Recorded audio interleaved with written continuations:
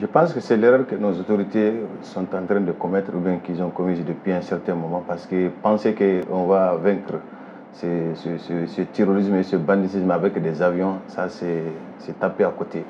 Le problème il est économique, c'est vrai, parce que je l'ai dit, même si vous avez la tranquillité quelque part, si vous n'avez pas de quoi manger, si vous n'avez pas les moyens, les djihadistes, ce sont des vagues sur lesquelles ils surfent pour avoir les gens, ils le font. Comment ils tendent les embuscades dont les grands frères parlaient, c'est à travers des renseignements. Ils l'ont fait à Djidjeni il n'y a pas longtemps. On a attaqué vers Kouri, on a attaqué vers Kiti et Kita. C'est des zones où il n'y a ni la France ni la Russie là-bas. Donc qu'est-ce qui fait que cette zone-là, le terrorisme est en train de se déplacer vers cette zone? Donc je pense que aujourd'hui, la Mauritanie, l'Algérie, c'est des pays qui étaient tranquilles. Jusque-là, sont encore tranquilles. Le Niger, ça n'allait pas. Mais depuis que Barkhane est redéployé de l'autre côté, le Niger commence à se sentir mieux par rapport au Burkina et le Mali. Donc même le Burkina et le Mali, aujourd'hui, la frontière est très grande. Même hier avant-hier, il y a eu des attaques au Burkina Faso. Ça n'est pas en train de s'apaiser. Donc je pense que c'est forcément une collaboration. Le Mali est déjà dans un groupe avec l'Algérie, la Mauritanie, le Niger. Mais si c'est le Niger qui est le problème, le Mali est déjà dans un regroupement. Je ne sais pas comment. Les pays du champ ou bien. Les pays du champ, je ne sais pas. Il y avait, je crois, la CEMOC ou quelque chose. CEMOC, exactement. Récemment, il y a eu une réunion en Algérie. Il y a le Niger là-dedans. Comment on va faire? Donc c'est vrai qu'on nous dise bilatéral. Même si c'est bilatéral, aujourd'hui, on ne parle pas avec le Niger. Parce que le Niger n'est pas aussi victime. Aujourd'hui, le Ménaka. Gao est menacé en quelque sorte il y a beaucoup de déplacés. Toute cette zone, Gossi, ça c'est aux mains des djihadistes et des terroristes. L'armée n'est pas en train de se déployer maintenant. C'est ce qu'on a dit.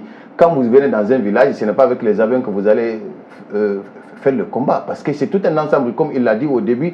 Lorsque vous voulez faire une opération au grand marché, vous ne venez pas comme ça et tomber sur les gens, vous risquez de faire des victimes collatérales. Il faut toute une opération. Et le terrorisme, ce n'est pas seulement ça. C'est pourquoi on a dit c'est les renseignements. Il faut savoir qui sont impliqués dans ça. Et là, ce n'est pas comme ça. Les populations même ne sont pas impliquées dans cette lutte. Et c'est ce qu'il faut faire. Parce qu'à partir du moment où nous-mêmes, nous ne savons pas comment aider les militaires, c'est tout un problème. Les gens viennent, ils attaquent, ils disparaissent.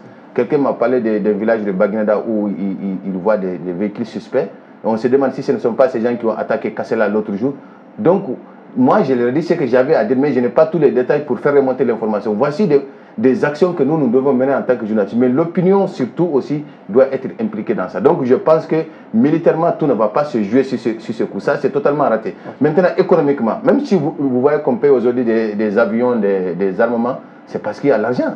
Aujourd'hui, économiquement, le pays est en train de s'agenouiller. Comment on va faire? On est obligé de s'endetter pour pouvoir financer un certain nombre de réalités. Je pense qu'il faut faire tout un ensemble d'équilibre, pas seulement sur le plan militaire, sur le plan diplomatique, sur le plan économique et financier, pour que toutes ces opérations puissent être menées à bon port. Sinon, de plus en plus, la guerre elle coûte très cher, le pays n'a pas les moyens et on voit les citoyens de plus en plus qui commencent à parler de Dunkafa, comment on appelle ça? De sécurité alimentaire. Sécurité alimentaire, voilà. Donc les gens sont en train de manifester la faim, alors que moi je ne suis pas d'accord qu'on prenne tout l'argent du Mali et qu'on mette dans la sécurité, non. Et si les gens ne méritent pas, il faut faire les choses de façon raisonnée.